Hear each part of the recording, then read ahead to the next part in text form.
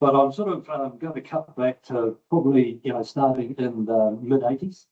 And this is really a talk a bit about me, as usual, but a lot about what we're doing in conservation and how we've used photography and videography to actually solve many of the problems that we have encountered within the conservation challenges of saving endangered species. So I'll whack up the first slide. Come on to the lights. Yeah.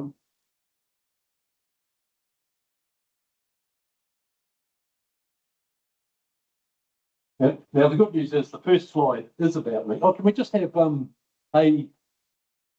light on or something like that, just in case I lose my way on my notes? And yeah, is that right, everybody? Yeah. So this is me back in the old days in the southern Stewart Island. That's my dog Nellie that got run over one day, and that's a kakapo called Nora. Now Nora was named after the wind of the north. And so there's a whole bunch of kakapo names that came up through time, and they were generally either romantic names, either from Lord of the Rings, which everybody was reading at the time, or from Norse history, or from different forms of cat food. We've got two birds called Felix and Whiskers, because if we didn't remove them from Stewart Island at the time, they would have been cat food.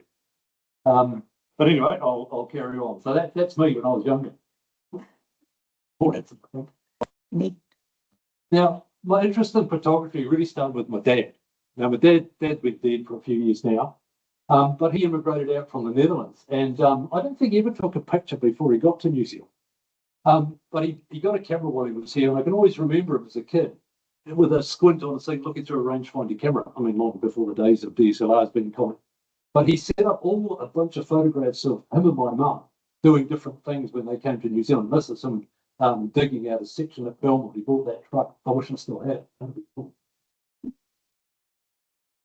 And as you saw in the net or the newsletter that came out, that's me, the kid in the blue anorak there. So I was an anorak then too, it turns out. Looking at a kiwi, and that was at West Shore, back over in Napier, and that's about 1963. That's my mum behind me. But I seem to be one of the only kids that seems to be interested in birds at that stage. It was very sweet. Too busy either looking somewhere else or whatever, or looking pained. So I think my interest in birds started really early, and I think it must have been genetic more than anything else.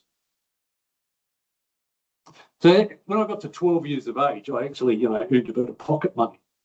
And so, I mean, everybody talks about Voigtlander and Noctol lenses and all the other bits and pieces. Now, that's an old Voigtlander rangefinder, Voigtlander prominent camera. And interestingly, that thing there was a single lens reflex housing, which you could stick on the front of the lens shutter camera.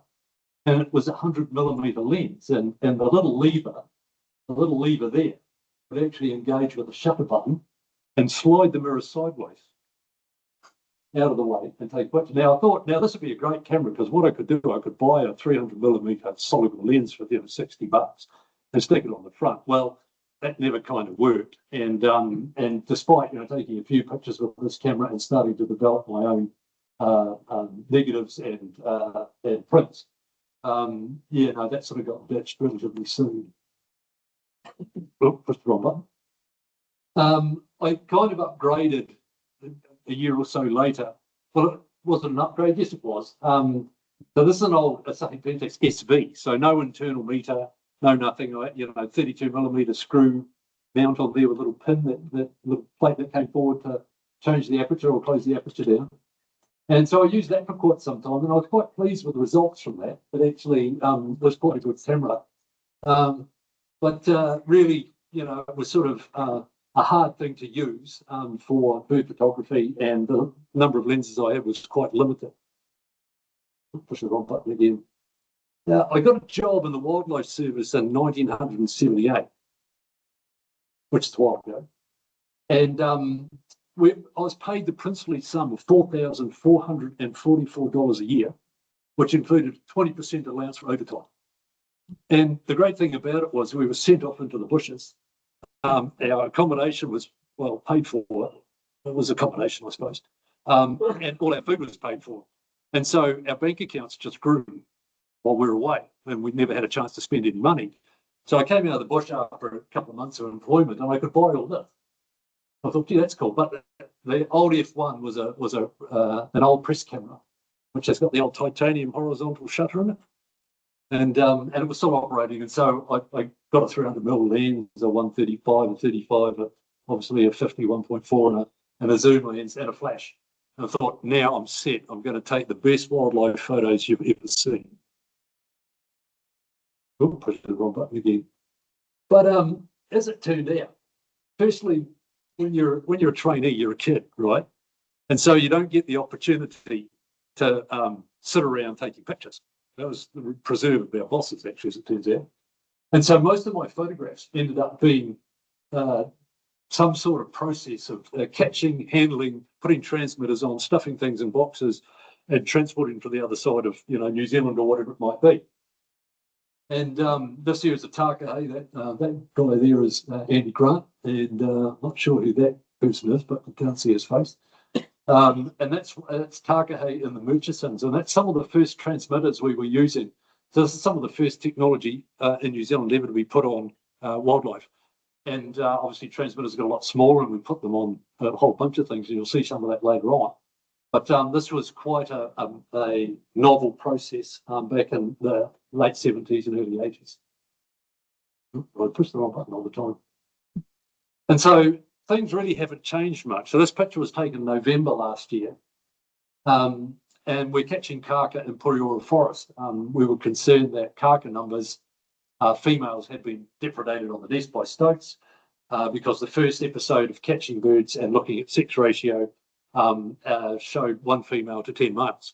We thought, gee, that doesn't look good. So Terry Green, this guy here, Paul Bishop, Reese Burns, Neil Fitzgerald from Landcare Research, we all piled into the forest, stuck up these high mist nets inside this tall Remu forest, and caught kaka. And we caught 21 kaka, and 11 of them were female.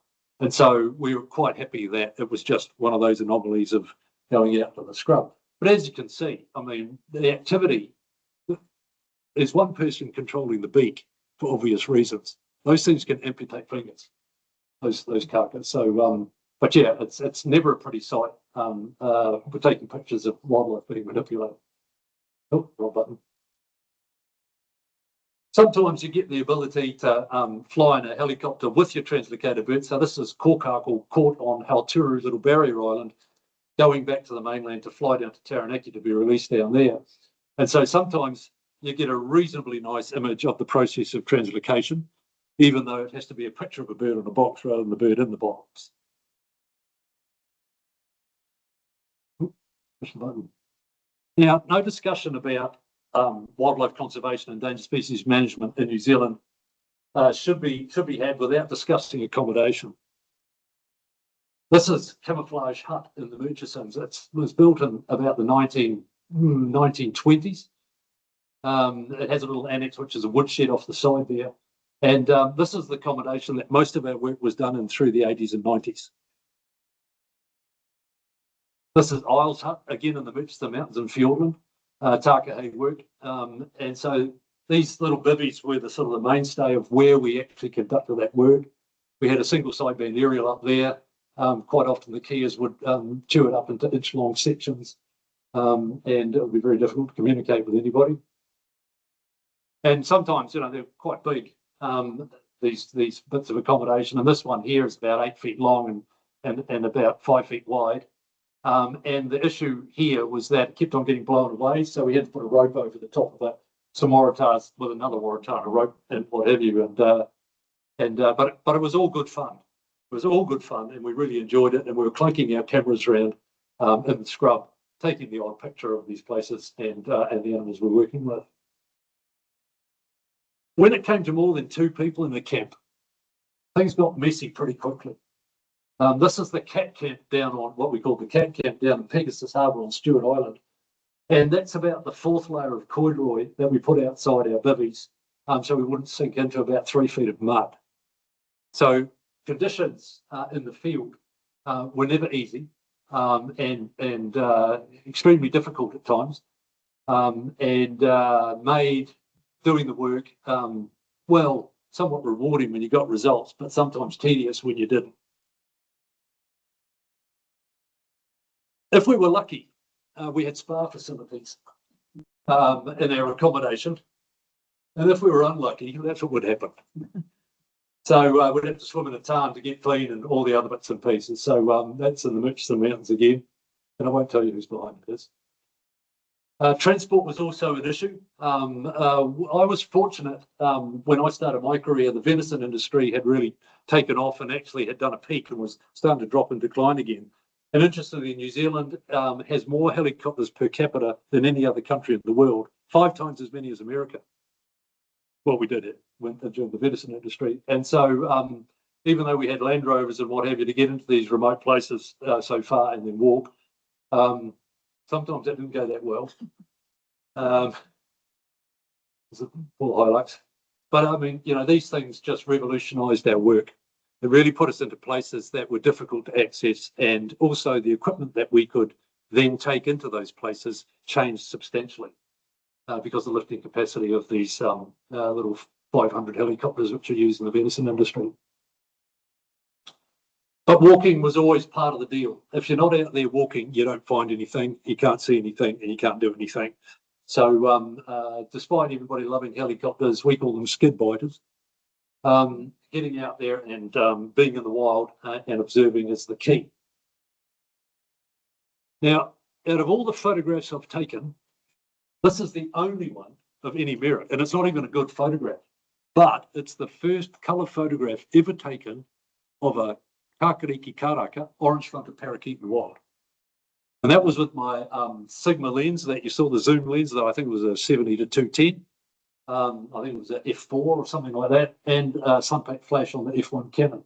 That's in a Phyllocladus up the Hope Kiwi Valley back in 1984, might have been. Yeah, we caught birds in there and we sent them to Nelson to look at whether they were a separate species or not, and it's been decided they are a separate species from our yellow-crowned and red-crowned parakeets. And there's a lot of work happening up in the back in Canterbury here, trying to increase their numbers at the moment. That stage, I sort of migrated to Rotorua, and because of Madeline, you know, I decided I need to settle down, stop travelling around the countryside, and get married, and you know, really sort of stick to one place. And I turned up in Rotorua with a job. So this was in 1982, 83. And it was called General Duties, and some of those duties were driving the trout fish tanker to release trout fingerlings into our native waterways, which I wasn't that keen on. But fortunately, fortunately or unfortunately, the Mamaku forest clearance by Fletcher's was happening and clearing native timber. And so Native Forest Action Council, Forest and Bird, all those others. And I don't know, some of you remember the Save the Kōkako campaign from Forest and Bird and the round blue sticker with the kōkako on it. So I got involved in that, and this is a bird in the Tunawai on the Rangitoto range. That were you there, Madeline, when I took that picture? Yeah, singing up the tree. But once again, you're in the firing line, in the fray, and so here we were catching birds, banding them, taking morphometrics from them to sex them because we didn't know what sex they were. And so after measuring a number of birds, we figured out that anything over a tusk of 67 millimetres was a male, and anything shorter than that was a female. And so we could understand population dynamics and then follow birds to nests as well. It was here that my initial experience with cameras and also a bit of a hobby in electronics really started to come to the fore, and use those talents to increase the chances of finding out what was going on with this threatened species. At that stage, there were less than 1,000 pairs of these things. We now have over 3,000, thanks to the management of community groups as well as government applications of 1080 over forest habitats in the North Island.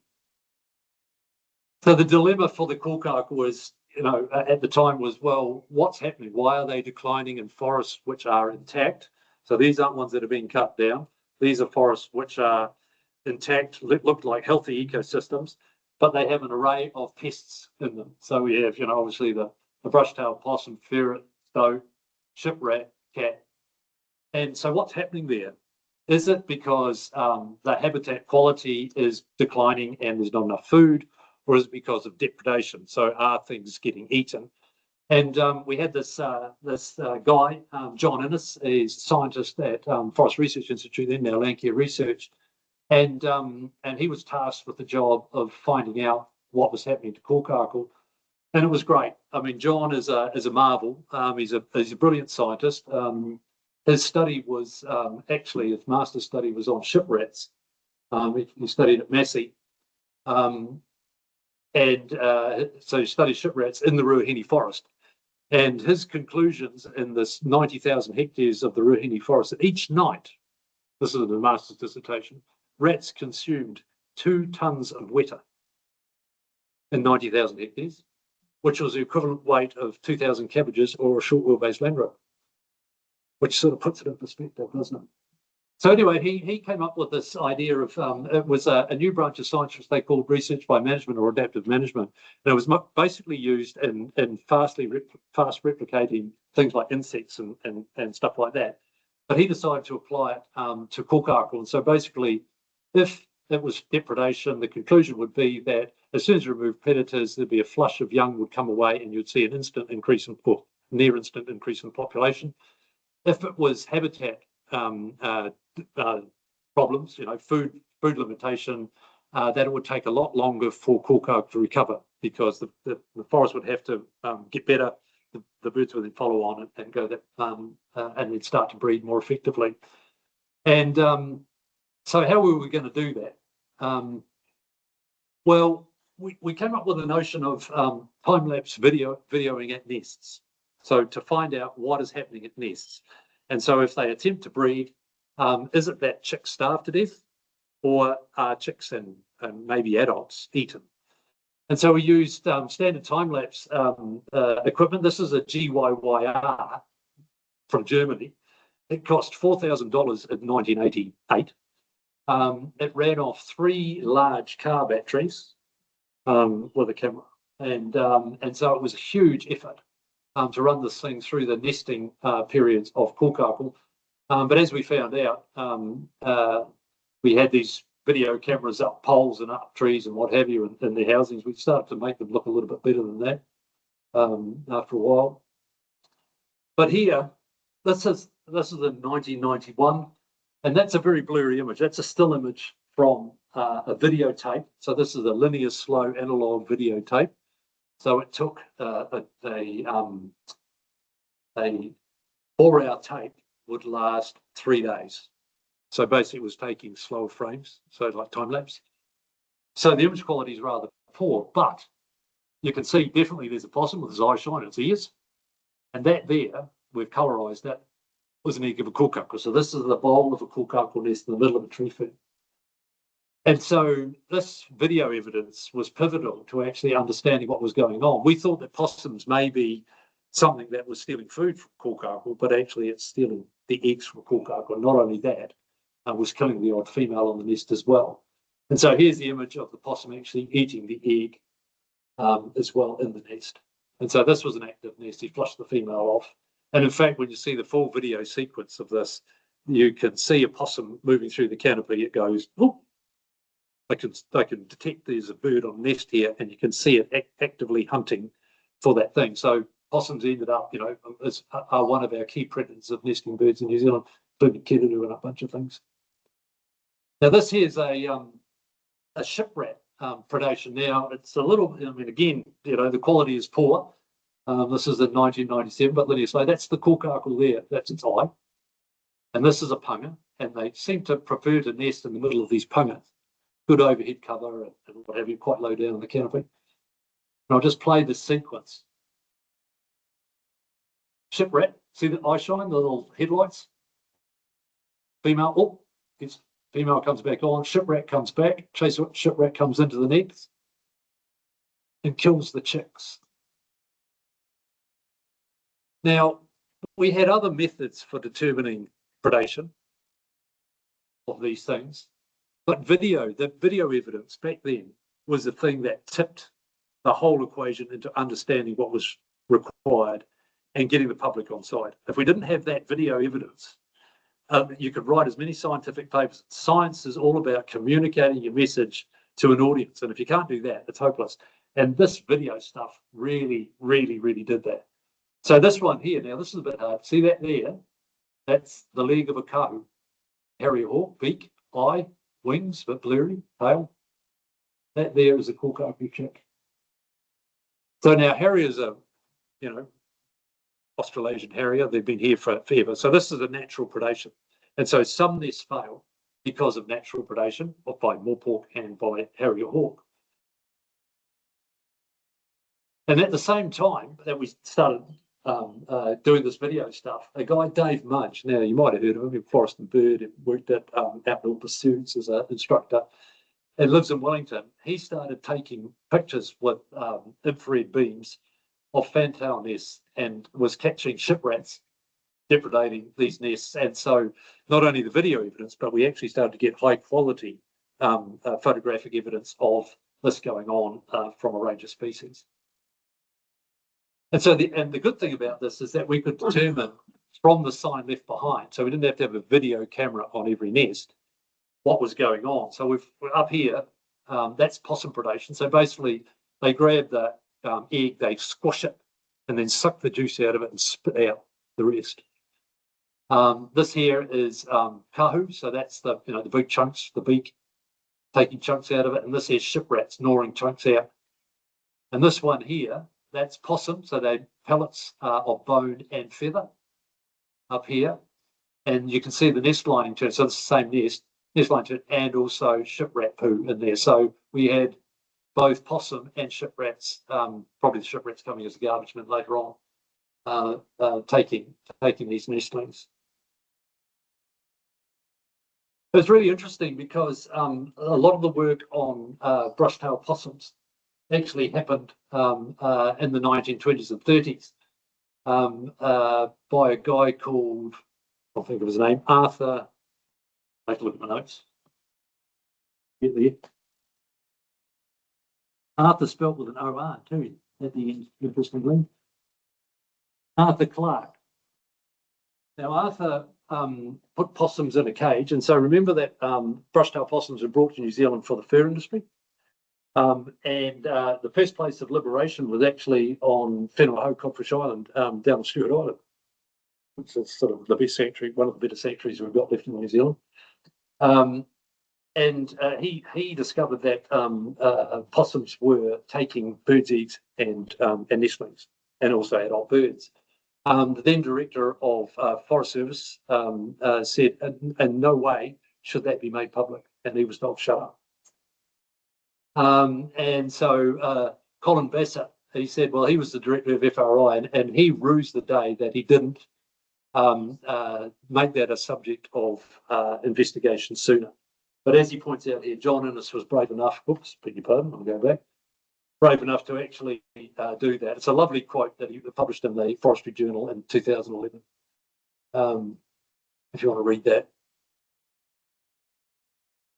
And so he sort of apologising that he didn't actually act a bit quicker. But anyway, we're on the course now, and we know what these things are. In 1995, I sort of applied to manage the kakapo program, and at that stage we had 50 birds, known birds, 20 females, and despite being pretty much all of them being shifted to safe islands, they were still not doing anything. They were basically ticking over and going backwards.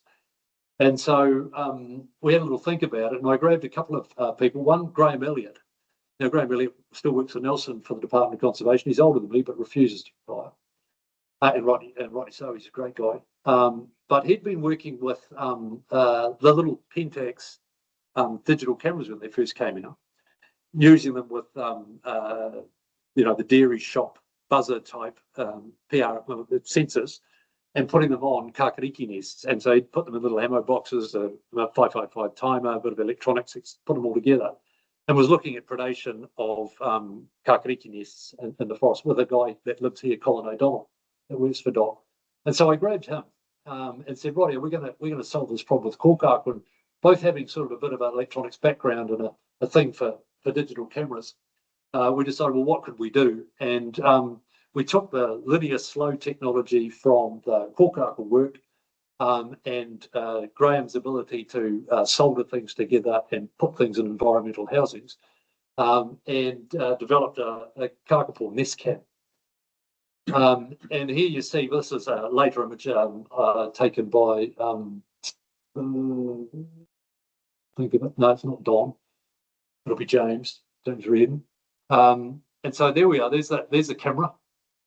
And so the camera's got a hell of a lot smaller now. And the light sources in there too, there's a little row of LEDs down there, 900 nanometer ones. That there is a thermal and humidity temperature logger. And this is a kakapo chick, which is probably 2 months old. And that's the nest chamber, obviously. So we could monitor these nests. And at that stage, we didn't know what kakapo did in nests, basically because it was all done in the dark and we didn't have a look at it. Of course, with infrared cameras, we could find out what was going on. So very similar to the setup with the kōkako, but in this instance, there weren't the stoats, cats, and ship rats, but on Whenua Hou and on Altura Little Barrier, where these birds were, there was still Kiori, the Pacific rat, Rettus axonans. So we established this thing called the Nest Minder program, and so here's Wally Hockley, a great Southlander, sitting on Whenua Hou in March in shorts, under an umbrella eating a banana. And this here is actually a flat screen CRT monitor, and that's plugged into the video recorder. And every time the female goes away, there was a range of nest minder volunteers, 10 or 12 of them at nests through the season. And his job was, if a rat turned up at the nest, he had to push a button with a rat scarer on it to scare the rat away, so it wouldn't eat the kakapo chick. And we did that a few times, and there was a bit of criticism about that, of the idea of making a loud bang in a kakapo nest. And we said, well, really, the options are a dead chick or a scared chick. So you have to be pragmatic about these things. What are you going to do? Let a rat grab kakapo chick by the neck and kill it, or are you going to scare it away? And so anyway, everything was tickety-boo, and we scared a few rats away. And ultimately, Whenua Hou was made, and Altura Little Barrier made rat-free. So that was a great boon, and we didn't have to worry about the rat scarers anymore. Oh, wrong button. We also, so there's another camera there, and these things here are the rat scarers. They're actually pyrotechnics used in the explosive industry. So it's sort of like the stun grenades that the SAS use with, doing the terrorist thing. And we also developed these things, which are heat pads, and they were very, very high tech. They were a heating element on a whoopee cushion filled with wallpaper paste. Mm-hmm. And but the great thing was that if females were away from the nest for more than half an hour, we'd just pop a heat pad on and keep the eggs warm. And then when the female came back, she would generally just go, "Oh, what's that?" Throw it to one side and then carry on incubating. Very, very compliant birds. And we upgraded. The Japanese made a far superior linear slow tape recorder, Panasonic, that was dedicated to run off 12 volts, and was much lighter and used less battery. But even so, during the course of one nest, going from eggs to fledgling or fledging of young, 3 tons of batteries and equipment were carried to each nest. Now, this is a rather out of focus and blurry picture, but because it's a very slow shutter speed. But basically, what we have here are old CRT monitors. You can see how old we are, when we're using CRT monitors. These are the tapes being run through, generally at high speed, looking for the parts of action where the female feeds and what have you. And so all these tapes were reviewed, and I think archives have just ditched most of them. But basically, it was a room about the size of the kitchen out there, boxes full of tapes from kakapo breeding seasons with all the information on them that we extracted.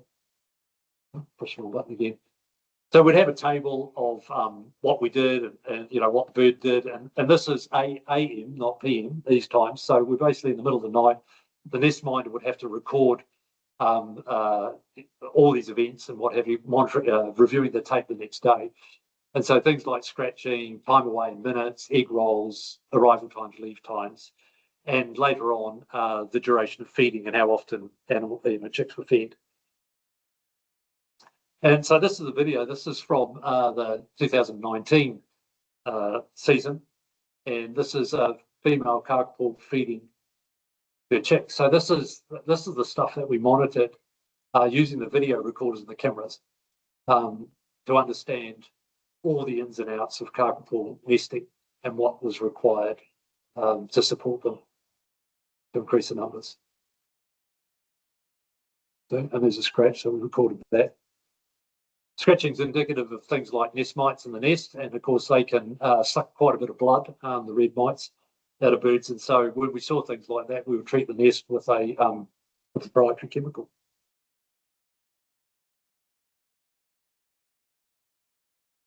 But as you can see, the quality has increased substantially from the original stuff from the. And that's just 10 years. It's just amazing. Sorry, 20 years. So basically what we were doing is that we'd have two female kakapo, and on day 0, they would lay an egg. And then 2 days later, day 3, they'd lay another egg. And we go, oh yeah, okay, rightio. But what happens from our observations is that if those eggs hatch, the little one, the one that's laid 3 days later, doesn't get fed as much as the first one, that begs more. And so you have a sickly or weak chick. So this one lays another egg, and you go, oh, crikey, that's getting worse. So what do? Oh, we'll shift that one over there. We'll shift that one over there. Or we'll find another female which has got an infertile egg. We'll stick that one up there, and we'll chuck that one in the bin. And so basically we had nests with similar, or exactly the same age eggs, all hatching at the same time in those nests. So the female would feed them because they're all begging at the same rate. So you wouldn't get some little runt in the nest and whatever. So survivorship went up significantly in this from understanding that from our video work. It also supported our work in hand raising, because at some stage there was always eggs which were left over that females could not incubate or were deserted. And so we removed those eggs from those nests and incubated them. And so this is a A1, so that's obviously one of Alice's chicks, eggs, back in 1997. And initial feeds when they're small with a spoon to stop aspiration of food, but later on they're tube fed. They just buzz. They buzz like a little bumblebee when you feed them. They can just like this. They're really quite cute. Well, kind of ugly, really, but they're quite cute. But what's happened with all this video stuff, and this goes back to '96, people started borrowing our gear in the off season from kakapo, and started putting it up on all sorts of nests. And I'll run through a sequence now. It's going to run pretty quick because I don't think I want to take up too much of your time. But here, this cat is preying upon a banded dotterel nest. And so there's the banded dotterel. You can see the stripe on it. This here is a ribald. Ferret comes along, boom, gone, takes the eggs. That's black-fronted tern, hedgehog, eating the eggs.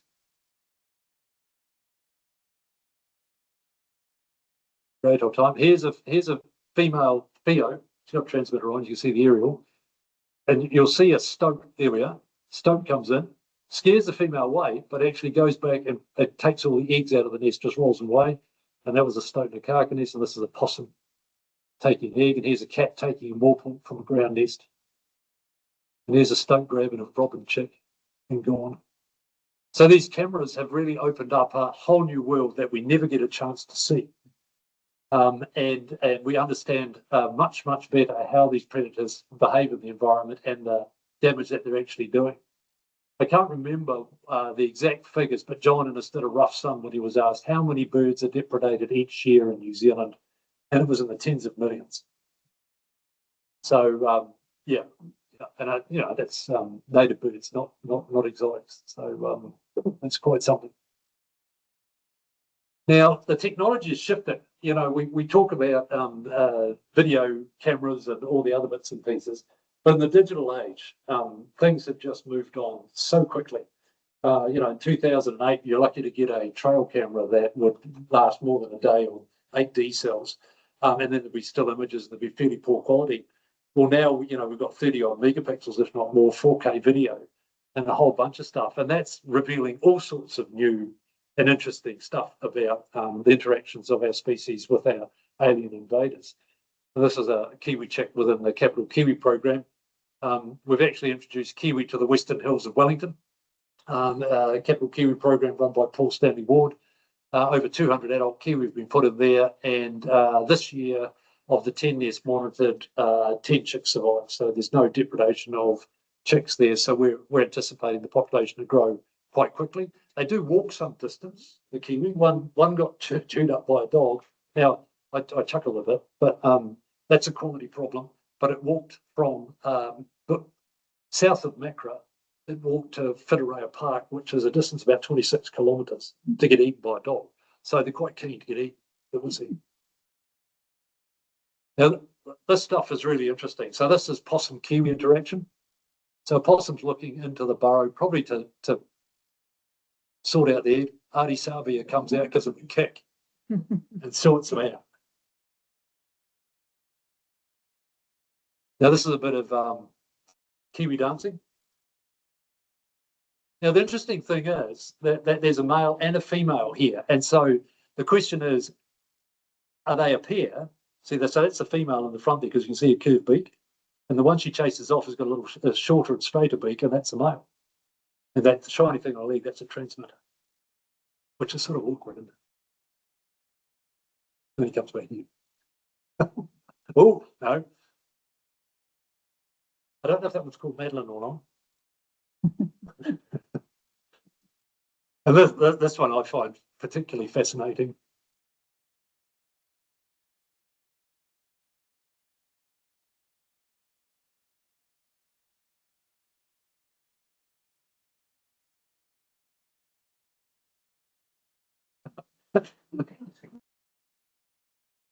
You know, and like, when would you ever see that happen unless you had these amazing trail cameras to capture this stuff? And you know, I every week, you know, more stuff is posted from community groups that are working with Kiwi and other species around the place, and it really sort of, you know, puts a new shine on all the work that you do just to see these interactions and see that things like Kiwi actually do quite well. You know, we have cats on Stewart Island, large cats. I mean, cats you can hold by the tail and their ears are dragging on the ground, but Kiwi survive really well there. So we know that cats and Kiwi aren't a major issue for the brown Kiwi species. But when you have stoats in the environment and ferrets and stuff like that, we know that that's an issue. So God knows what rabbits do, but you know, that's a weird one. So I mean, we should also not forget our only terrestrial mammals, which is our bats. That's a short-tailed bat. No, sorry, a big long-tailed bat. Not a very good picture. As you can see, they've got some fairly good equipment up front. But the thing is that doesn't pierce the skin on you. None of these farmers here would have their skin pierced. Their lovely soft hands would be pierced by the teeth of that thing because they're about the size of a mouse. And their little sharp teeth don't actually go into your skin very far. You can see somebody's thumb and finger up the top there. So what happens with these bats? And we've used cameras here too, so I'll explain the rigmarole here. So you might just be able to see strings of a mist net strung through the canopy here.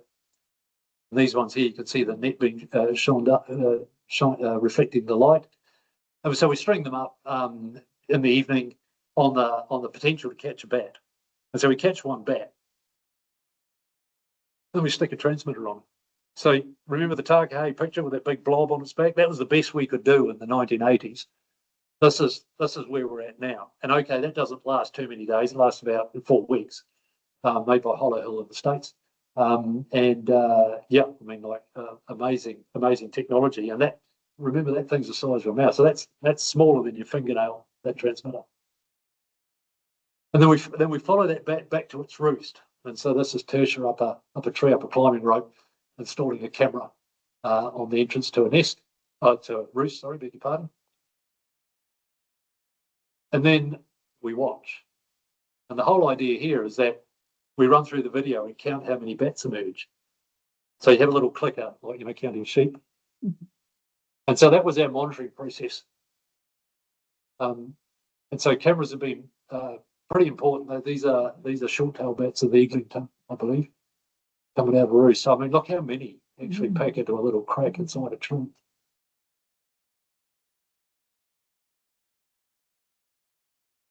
So the technology is changing fast, and with all the stuff that's going on in the field of electronics and what have you, and you'd all be aware of the little microchips, that they do for dogs and cats and stuff like that. Well, they make ones down to about 2 mils in diameter. That's like less than that, 1.6 mils in diameter. And so the cameras have sort of been superseded to some degree, and we now that's Lucy Bridgman. We put up these things called harp traps. Now, the reason they're called harp traps is there's very fine 5-pound breaking strain nylon strung between those two canvas baskets and the one above on an aluminium frame. They're only about 1 centimetre apart, but the bats don't see that as an obstacle. And when they fly out of their roost hole, they hit these little strings and they slide down the strings like a fireman's pole and drop into that canvas bag. But when they try to climb out, there's a plastic flap over the top like a fike, and they climb up under there and get stuck. And we could grab them. They're all packed in there like little sardines, all wiggling around. And the great thing is, it's a great job for volunteers because we need bat warmers, because if they're not flying after they've been in the roost, they cool down really quickly. And so we need people to stand around like Egyptians with a bat in their hand like this to warm them up. You have to have a warm hand, of course, cold heart, warm hand. And let them fly away after they've been processed. But basically, they get jabbed with one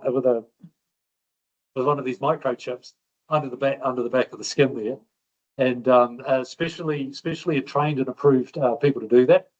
And they seem to be happy enough subsequent to the event, and they all survive. So we don't have any mortality associated with it. But for me, I like the camera idea better. I really, it just feels better. But we've learned one hell of a lot of information about age and sex structure and longevity from this stuff, which you can't get from the cameras.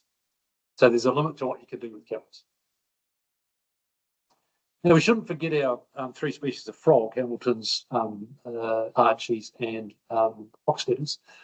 This is a Archie's frog on the Coromandel. Every frog deserves a stage.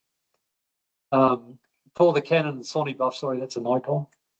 But this here is a portable stage all carried around a pelican case into the forest. And you know how they identify whales by the different marks on them? Same thing with frogs.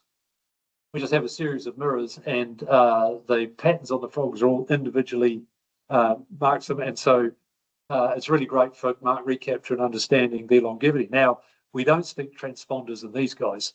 We do it by this method, by photography. And see that scale there? Each one of those big divisions is 1 centimetre. So this is quite a small little thing. And apparently they don't croak. I mean, they don't make a sound.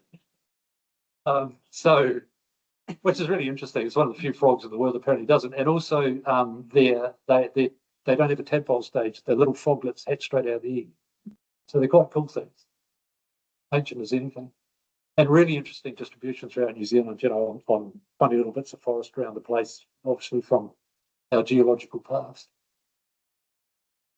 Now, more recently, we've been using cameras to understand or actually limit public outcry with our animal control programs. And we'll probably be deploying that with these new hosies in Fiordland and also in the Kawikas when they come about, which they seem they will. So these are young tahr running through the snow. And there was a big debate from hunters who, value this as a hunter species. It's one of the few places in the world where you can actually shoot tahr. And so, quite a valued trophy species, and hunters come from around the world to hunt them. Now, me being a purist says, well, let's get rid of them. But obviously there's another view which says, well, let's manage them to a sustainable level. And so to do that, we need a little bit more information. Now, in the past, we've used what we call veg plots or veg photo points. And now this is a photo point. There's, the description of what it is. If you get close, you might be able to read that. But basically, we've taken a picture, and there's a few people standing in the helicopter there. But there's some Dracophylla there. There's a bit of Prince of Wales fern, a bit more Draco, and some ground cover stuff here. But if we look here, here, and here, in the next photograph, here, it's just Bix now. That's lost its red foliage. Same there, and same there. So I'll just flick back again. See that, particularly the ones on the. Now that's 4 years apart, and the difference is that they've eaten all the snow tussock. That's completely gone. That's before we got there. That should have been there, but it's not. And those palatable species have been eaten. Now they're working through the next layers. But the problem with this methodology is that it doesn't say what the cause is. People could argue, oh, it's climate change. Oh, it was a harsh winter. Was this or that? And so unless you do a removal experiment and remove those animals and watch a recovery, it's very hard to prove anything. So we're looking at exposure plots and doing a whole raft of other stuff as well. But yeah, these old photo plots were quite good. But you need to remove animals to make sure that you can draw a conclusion. Let's whip through these again. Now, the other problem we have is, of course, complaints about the removal process. And so here we have aerial hunting operation. That's one that's fallen over and hurt itself, and the rest are running. And so, I mean, these are the sort of numbers of tahr that are in the backcountry of Canterbury and over on the west coast side. And so controlling these tahr and remembering that some people value these things and other people want them gone, there has to be a compromise somewhere between there. Now, originally, our department had concluded that we wouldn't shoot bull tahr, which are the premier animals that people want with 11.5-inch horns and all the other bits and pieces, and we would leave them and fly past them and shoot only nannies, etc. But a ruling by the High Court said that no, we can't do that under the National Parks Act. You have to exterminate as far as practical all exotic species. So you can't fly past something and not shoot it, which you've got the opportunity to do so. So that annoyed the hunting fraternity somewhat, and so we came to some arrangement where we would do hunting in the national parks and only selective hunting outside national parks to allow for trophy animals. Push the button again. And so again, with my history of camera stuff and a bit of electronics, I said, well, that's easy. And of course, everything fits in a Pelican case. And so this is a DSLR with built-in GPS with a 10mm wide-angle lens stuck in a box, stuck to the side of a helicopter. So that's the back step of a 500. Actually, it's a NTEC approved, CAA approved new step that the camera's mounted on. And that takes pictures of them hunting. So here we have a hunter. There's the box off the side of the helicopter. And he's targeting animals. Now, what happens when he pulls the trigger? It's got a Bluetooth connection to the box, and every time he pulls the trigger, it takes a series of 10 shots of what's in the field of view. And so there's no dispute. And in fact, we had hunters ring up saying, oh, we saw the helicopter shooting bull tahr and all the stuff. Oh, what day? Oh, you whereabouts? Okay, rightio. Here's the flight path. Here's the photographs. Go and have a look. And so we get the helicopter operator to track his track with the GPS and mark where he shoots animals, and the camera tracks. Now, they're not an exact match because the box gets screened by the helicopter all the old time, but I mean, they're within Kiwi. You can see it's the same flight path. And here, there's slightly different scales, but as you can see, that loop, oh, where's my block? That loop there is that loop there. That one there is that one there. That bit there is that bit there. And these blue bulbs are where the camera was triggered. This is where the hunters said they shot tahr. Now you'll see here there's two bulbs, and here we've only got one. Now, so when you pull the trigger twice within a second, it only does one shot at a lot of 10. So you go, oh, well, is that an anomaly, or was it one of those cases? Oh, no, they did shoot two. So it's a really robust system. We used to have arguments. There used to be the TAR Foundation person in the helicopter and a recorder and a shooter, and there would be people struggling over the gun and grabbing the gun barrel in a helicopter, saying you can't shoot that when you can shoot this one. So this is really clean that all up, and we can use contract hunters and all sorts of things now to actually do this work. So very, very handy.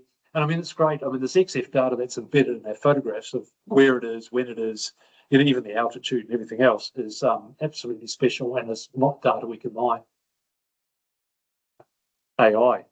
Now, every photographer sort of sucks in their breath when we talk about AI and the potential for photographs to not be real. Trump with 6 fingers. Oh, did I say that I'm going to America? I rescind that. But it is becoming a really useful tool within conservation management, particularly using imagery. Now, thermal cameras simplify the image substantially. So there's just a color gradient, which might be 10 shades. So we're not dealing with zillions of pixels to look at. And here, I think it's playing. Yep, it's playing. We have a stoat run through the frame. So it's a very simple image. It's just, 2 colors and a certain shape and a certain way of moving. So now, when a stoat runs through the frame, instant identification, thanks to AI and machine learning. So we can have these cameras out and it can identify whether it's a rat, a stoat, or whatever. And that stoat was actually recorded near the causeway on Rangitoto Island up in Auckland.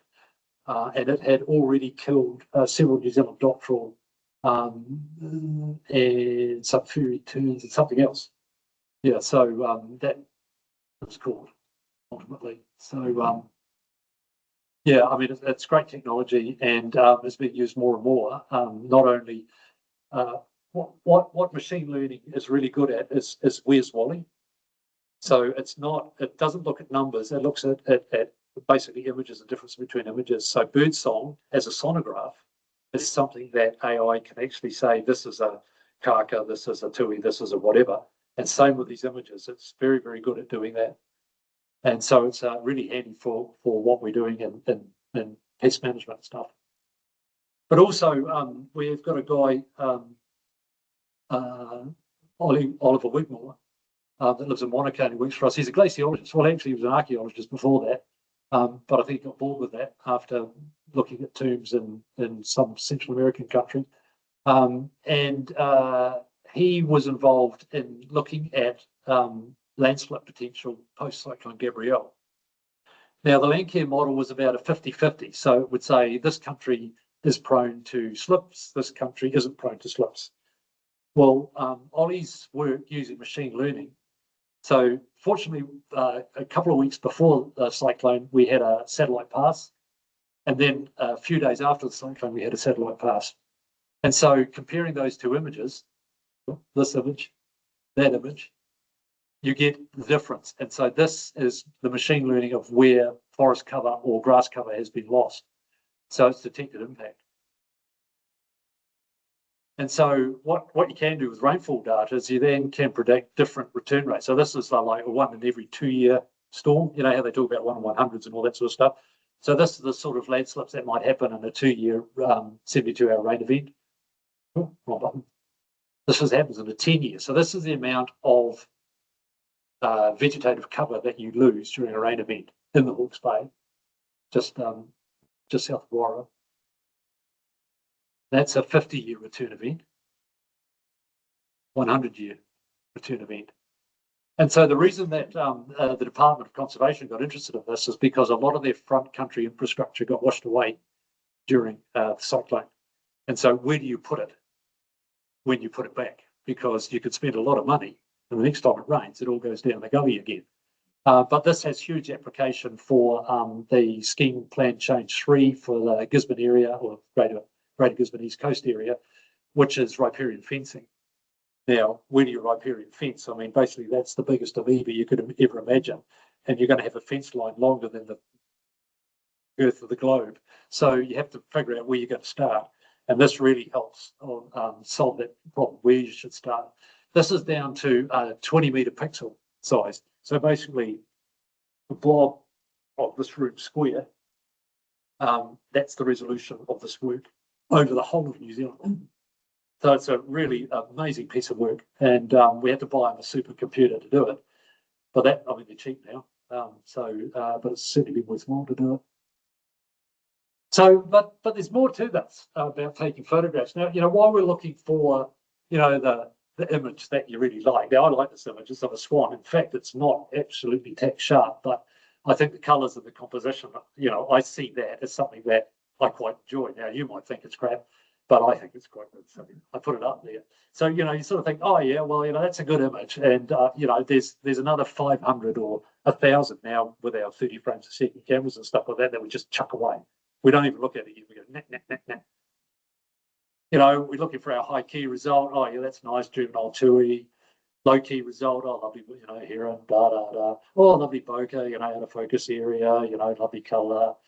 Oh, lovely composition, lovely colour, bell bird. Oh, tui, isn't that great? Oh, some Chatham-white oyster catcher, aren't they just doing the right thing, juxtapositioned, chuck away all those other New Zealand short plover photos on the Chathams that, you thought weren't right, because it had a piece of seaweed in the way, so you pick the one that you like. Or the Fio doing something special. The fern bird at Patanui that we released a bunch of them, sort of 5-6 years ago, and they've all bred. And so you get a picture of one actually singing, that's great. Or a kingfisher coming back to its nest. But there is gold in our rubbish. This is a rubbish picture, right? This is a picture I took. This is a banded dotterel coming closer on the high tide, and you get bored, so you take a picture, stuff like that. The background's cluttered, it's too high angle, it's probably not that well in focus, because you've got your doubler on and your 400mm lens, blah blah blah. And then you go, oh, chuck that one away. But then you go, oh, hang on a moment, what's that over there? It's out of focus, but what's that thing? You go, and you go, oh, I can read that. This is PCA. So that's a leg streamer. Now that bird was banded as a juvenile on the south coast of Wellington 3 years before, and has survived since then, and is now on the Patanui Inlet. So we can track that bird with its streamer on there if we get records.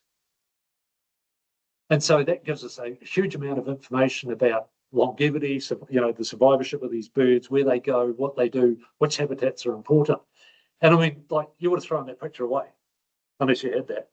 And I mean, the next picture too, oh, Caspian tern flying. Oh, yeah, that looks okay. Oh, it's got a band on. I'll chuck that one away. Oh, actually, I can read the band because their cameras are so good now.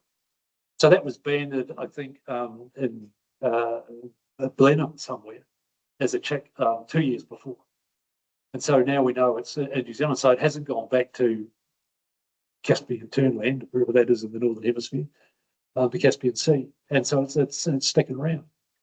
And that's all very interesting stuff. And there's a database called Falcon, which the department runs, but anybody can access it and put in a banding record, and you'll get all the details of that bird that they know about come back here. So it's really quite exciting. It's natural history buffs, which, if we don't have natural history, so being able to record this stuff and send it in and utilise it and help save these species and learn more about them is really quite useful. And the other thing too, which I've found as I've got more into taking photographs and spending time, I spent 16 hours at the nest of the saddleback in a place called Pole Hill Gully, which is in Te Ara, Wellington. So Zealandia, the big thing, well, over the fence there's this delta-shaped gully, it's about 80 hectares. Well, saddlebacks pop over the fence and nested there. And so I spent 16 hours at that nest over about 3 weeks watching these chicks fledge. And I mean, I've spent 40-something years fiddling around with birds, shifting them, catching them, feeding them in aviaries, doing all sorts of things. But I never clocked on that when the chicks are really young, they feed these scale insects and little, leaf miner things because the chicks are small. And as they get bigger, they feed bigger spiders and different things. And as they get really big, they feed them wetters and big spiders. So this is 3 weeks later, just before fledging. And so there's this whole sort of story that goes with the fledging of these chicks about the adults and what they forage and what they need to actually feed those chicks. And so I don't know about you, but I find that stuff fascinating. And again, it's got bands on, but we know exactly where that bird came from. when it was hatched and all the other bits and pieces. And this is our titi punamu, which are in the same reserve, and the nest was just slightly further along.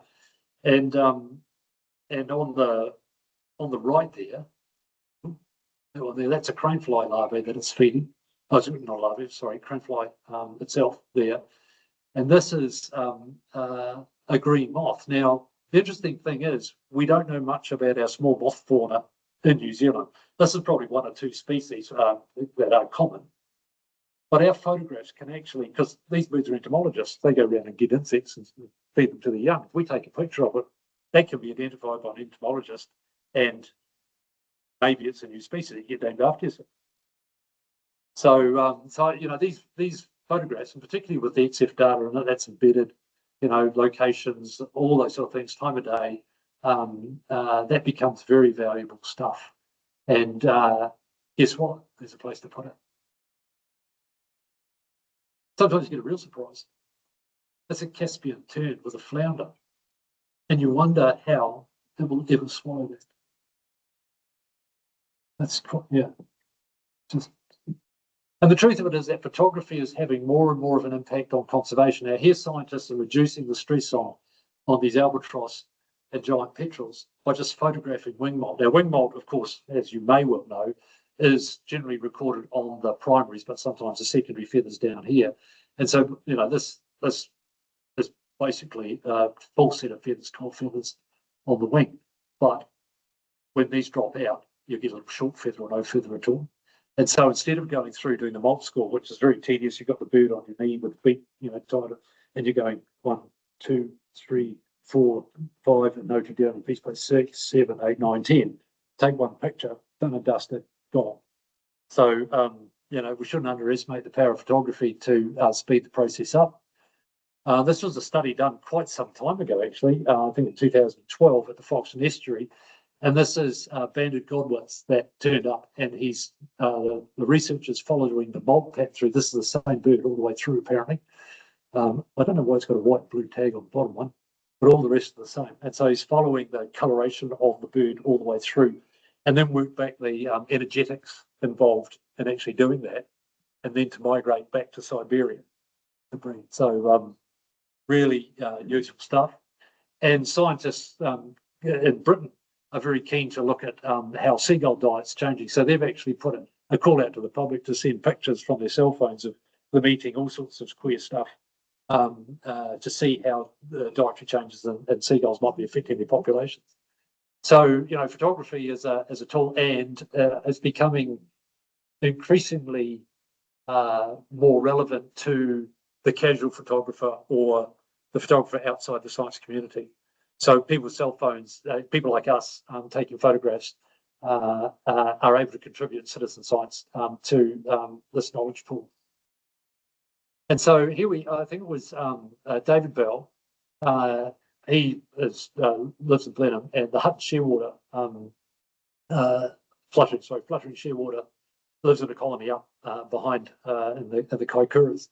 And these birds don't molt on land. They come to land to breed and then molt out at sea.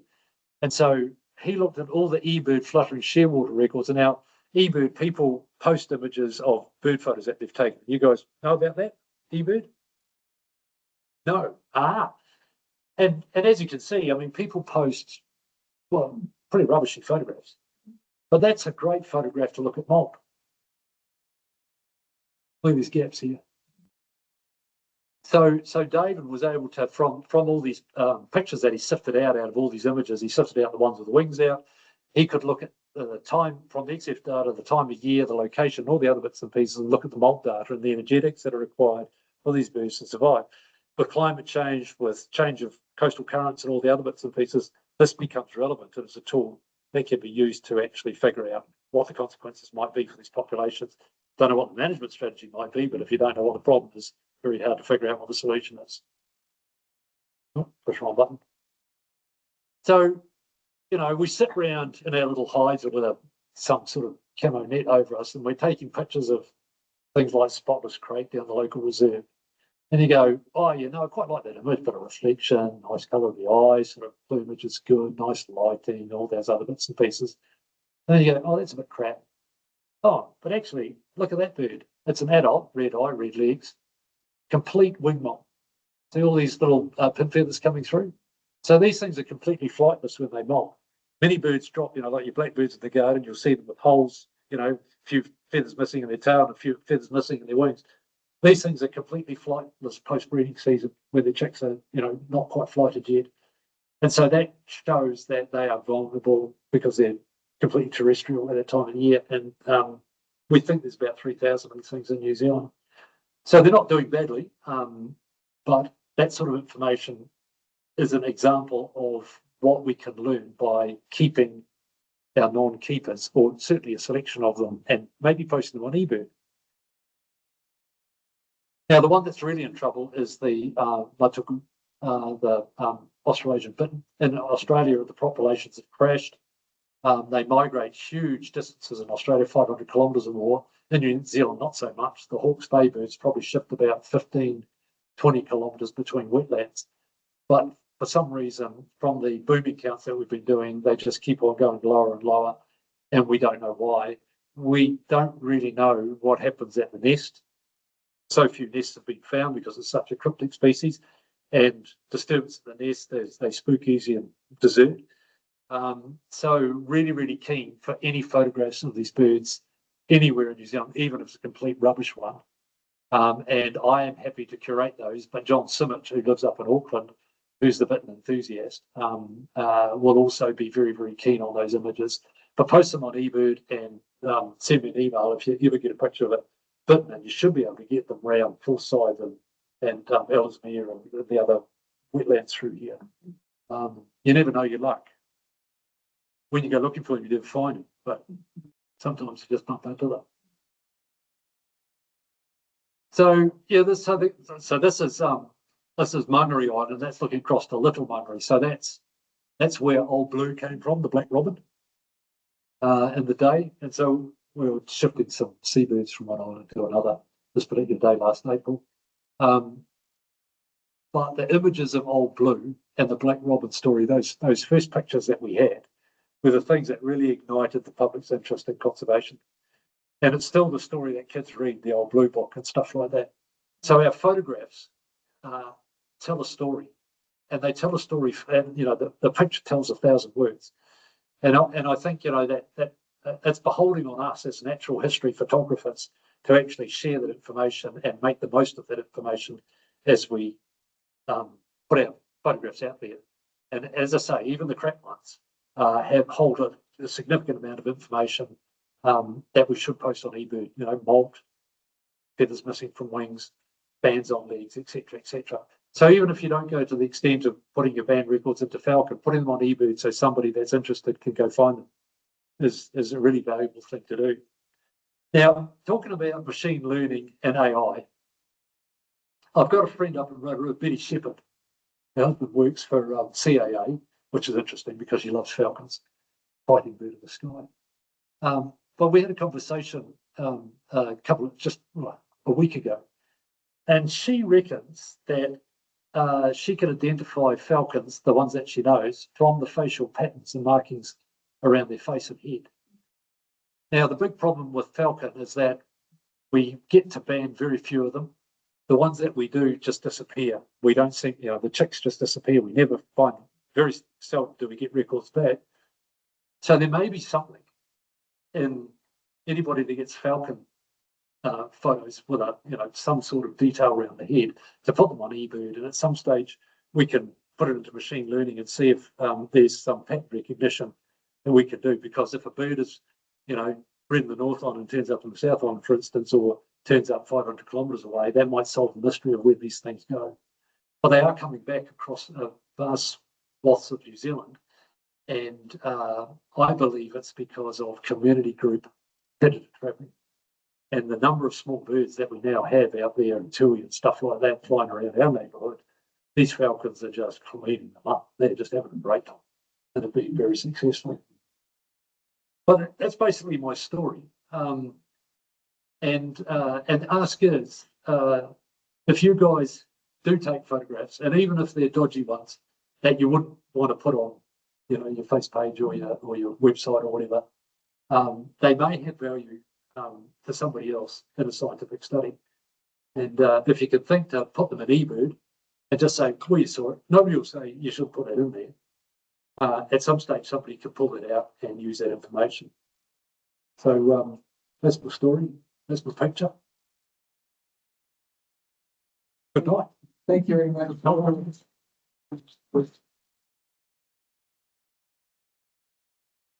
Great presentation and honestly great work in the conservation. It's excellent. I'm going to start the questions. So in terms of the predators, Yep. which are really the worst ones? Is the stoat possum, rat, cat? Well, I would have to say that there's a trinity, and it's not a holy one. Yeah. Yeah. Possums, stoats, and rats. Right. They're the three, and I mean that's the predator-free 2050 thing. You know, stoats, rats, whatever. But stoats should really, and when we're talking to Nick Smith about this, when I was his conservation advisor, I said, no, it's mustellids. And Nick says, I can't pronounce that, so I'm not saying mustellids because I'll cock it up. So I'm going to say stoats. And so it's really ferrets, weasels, and stoats. And it depends, like ferrets are really, really bad on adult kiwi. Stoats don't kill adult kiwi, but they kill their babies pretty much. So yeah, it just depends which life stage and what have you. But mustellids, shipwrecks in particular, but a Norway rat on an offshore island with shore blood was a disaster as well. And possums, cats, well, we can't get Robin to stick outside Zealandia because of domestic cats. We've been trying to, we're monitoring this out there. Basically, most of them fail. And it's like, please, fail, don't lose the adult, go inside Zealandia and breed because you'll get cleaned up or your offspring get cleaned up by cats. So it's a little bit of a mix and match depending. And if it's lizards or things like that, different cats. Right. Yeah. So and then the back country up here. So I'm of the view that pretty much anything that's exotic in New Zealand should go. Yeah. But the reality of that is far more difficult to achieve than say. So working towards the concept of a predator-free 2050. It's not the eradication that's important, that's the sustained management of those things, which is the most important. Because somewhere along that curve, we're going to get quite a rebound. It's just the cost. Sorry. Yeah, no, that's right. So feral cats, yeah, for which there are twice the number of feral cats in New Zealand as there are home, but even that they are a problem themselves. You're not saying it's as big a problem as I thought. Oh, sorry, yeah. So the question was about feral cats and whether they're a problem or not, and it depends where. On Stewart Island, the species that remain there are not that sensitive to cats. I mean, kakapo were. Yeah. We had a number of male kakapo killed by cats on their leg, on their booty boss, and we instigated a cat control program using Canadian fish, injected into fish. And that basically stopped the deaths of kakapo there. But the kiwi out there, they're doing fine, despite cats. So, the adults are doing really well. And cats aren't that effective predator of things which have a bit of fight with them. Yes, right. But you put cats in some of that lizard country in the back of Otago and stuff like that, and they're suitable. Or Alpine George. Alpine George is a cat which travels from a Horn Valley right up the west coast to visit all his girlfriends and then comes back again. He kills Kia and all sorts of things on what is inject. So it really depends which species of the predator. But certainly if you took possums, stoats, or possums, mustellids, and rats out of the system, we would be a hell of a better off. And may even survive the cat. What about the doctoral on Stewart Island? Yeah, the cats are an issue for the New Zealand doctoral down there. South New Zealand doctoral, definitely. Yep, that's another species down there, which good point. Well, thanks very much for the presentation. Regarding the pepper food, how many eggs they lay about often? So we generally have clutches of 2 or 3, but we have about 60% infertility. We blame the males predominantly for that because we have investigated their outputs, shall we say, and their outputs are rather poor. Deformed, triple tails, crooked heads, and all sorts of things. So, out of those, on that little diagram where there was one infertile egg thrown away, was generally 3 or 4 infertile eggs thrown away for 1 or 2 fertile eggs, which actually produce a viable embryo. So the program, there's a bit of a sad story in this. We started shifting kakapo off Stewart Island to our first major predator-free island. We eradicated cats off Little Barrier, Hauturu.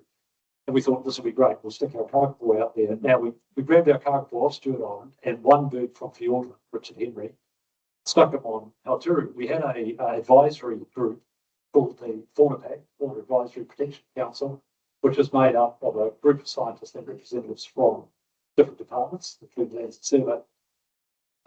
And we monitored those birds and they lost weight. Now, the Fauna Pack said, oh, that's a disaster. They're all getting skinny. They're all going to die. We shouldn't shift any more birds out of Fiordland or Stewart Island. Now, by the time we got through that discussion, animated discussion, and realised that basically when you live on Stewart Island, you have to carry a bit of beef. And when you're on Hauturu, you don't need to. The remaining male kakapo of Fiordland had to have their transmitters removed, and so we only had Fiordland genes from one male. And so the program has really focused on injecting those genes back through the poor genes that were left on Stewart Island to increase fecundity, fertility, and survivorship. And it's kind of worked. Artificial insemination, arranged dating, things like that. Yeah, that's right. Thank you very much for a really interesting talk, Stephen. I was fascinated. From a veterinary nurse point of view, the microchip that you put into the bats, obviously when you put them into the animals, you have a microchip reader. That's right. That microchip in the bat must have been the size of a grain of rice. That's right. What do you get from that information and how do you get it if you haven't got a reader? Does it go through some sensors or something? Yeah, so at the roost, we put a loop antenna around the roost so we can actually record the bats coming in and out. So for those online, the question was, when we put the microchip in the bats, which decides to grow the rice, how do we utilise that information? So it's using the antenna hoop at the roost side, but also recaptures. Because we go back there again, we catch enough bat. Oh, it's one of our tag bats with a microchip in it. We follow it to the roost the following year, and then we see how many of those bats are still tagged. So there's 2 processes there. So there's the loop on the tree and also then recapturing them the following year and the years thereafter. When you're counting these bats coming out of their holes, why don't you use machine learning? Well, that's right. That's the things that we are now working on to do that with Ollie Wigmore's supercomputer that we've now bought him. It's something that he would be ideal for sorting that out for us. Yeah, it's interesting that there's as with all things, some people are reluctant to go the AI route for whatever reason. But I'm a mercenary sort of a person, a pragmatic, basically if it helps me, I'll use it. If it doesn't, then I won't.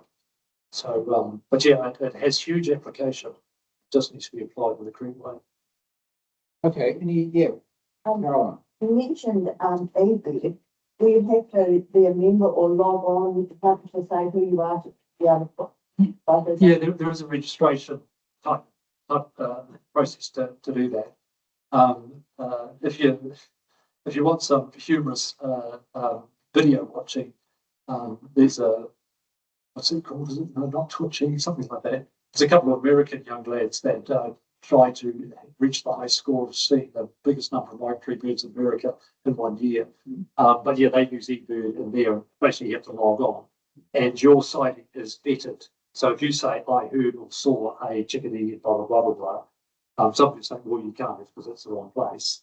and then you have to prove it. But if you take a photograph and post it, nobody disputes that, unless the acceptor has been fiddled with. So, yeah, no, I just go through the process of like Track NZ, you just register it away. Fairly by naturalist. Yeah, iNaturalist is, eBird is dedicated to birds, where iNaturalist has everything for both plants and everything else. The eBird one is the international one, and probably that means that people that come to New Zealand take photographs and go home again. They're there. So I think as a standard, it should at least go on eBird. And if it goes on iNaturalist, well, fantastic. Yeah. Just wondering, I know it's a problem with plants, but with birds, is Dot totally on top of poaching? You know, so if you post something with the location data of a nest, for example, nobody's going to be wanting to smuggle stuff. I mean, I know. Well, it depends when you post it, because you don't have to post it on the day that you take photographs. You can post it a month later. I guess it's just something you need to be aware of. Yep. I mean, I've recently been in the United States where there's some rare cacti which are regularly posted. I'm sorry, poached. And, you know, it's really important that people never actually post the images of what they've done. Yeah, it's like what's the old Bristlecrown pine one, that Methuselah tree. You never know quite where that is, do you? Yeah, you walk around Mount White, you go, is it this one? It looks kind of Yeah, they're pretty hard to steal. But people drill holes in them and cut branches. Yeah, I've been there and seen it. Yeah. I think I know which one it is. I'll see photographs posted on. But yeah, I think that's a very good point that you don't have to post your picture immediately. So if it is of a sensitive site, you know, like a nesting Titi Panamu or a bison in particular, and you're taking a picture of it and you know it's nesting there, that if you leave it a month or two before basically the nesting process is over or has failed. And then you can post the site, because the data is not going to be used immediately. Even though if you did have data like that, if you sent an email to me, I'd make sure that it was used properly, like Don Simich and Colin and Donald here, which are working on a bit program. It might be handy. I'm going to ask one last question, Robin. Yeah. That's okay. Good. Okay, just to do with the year 2050, what are you alluded to it, but are you saying it's a bit ridiculous? Well, it's not the target. It's not. Well, To zero by that year. I was closely involved with the Predatory 2050 project. Okay. With a guy called Ken. What's his name? No, it wasn't. No. But anyway, it was a New Zealand guy that actually came from Christchurch and was in the mining industry for many years in Australia. And he came back just appalled at how the bird numbers have declined substantially since then. So he promoted the idea of getting rid of predators. Now, he sought me out because I'm a stirrer. And we ran the thing and got it up the flagpole, and Stephen Joyce backed it, sort of in cabinet, they gave some money. But my view has always been that if you eradicate something, basically you've done the job and it costs you no more. But if we get to a point where we can control things at reasonable cost with social acceptance, and somewhere along that suppression of predators, we're going to get quite a spring back of our native biodiversity. So we don't have to get rid of things. It's like cats on Stewart Island.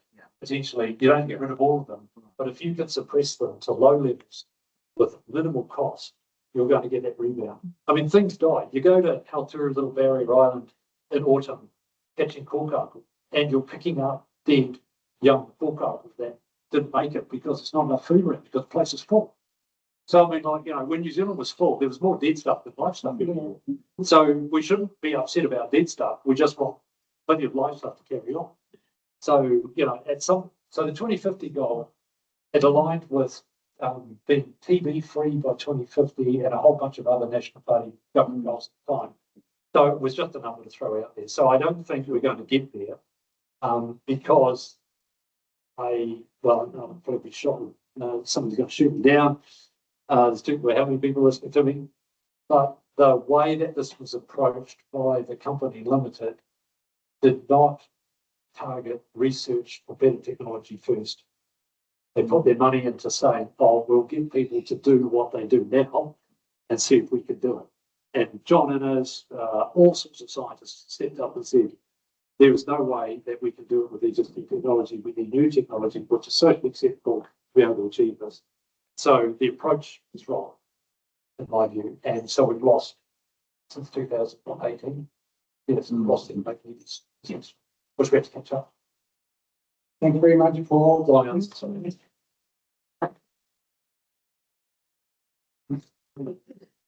Little small things here.